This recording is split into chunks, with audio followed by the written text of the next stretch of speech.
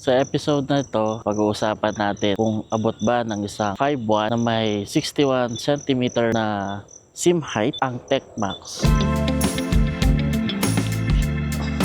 Ayan, ito ang riding position ko. Naka-tiptoe ako sa paa, tapos nakaupo ko sa dulo ng upuan para maabot ko. Dahil pag umupo pa ako paatras, hindi ko na maaabot, mahihirapan na ako. So kailangan ko ibaba yung puwetan ko para maabot ko yung ground. Kaya sa pagmamaniobra, medyo mahirap para sa akin. Hirap siyang itulak.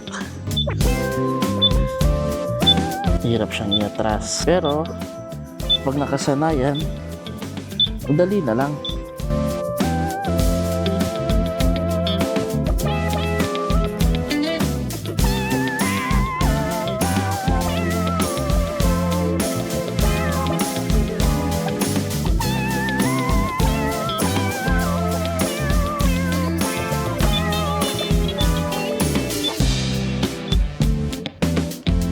So yan, kita nyo kung abot ba ng isang 5'1 ang NMAX Tecmax.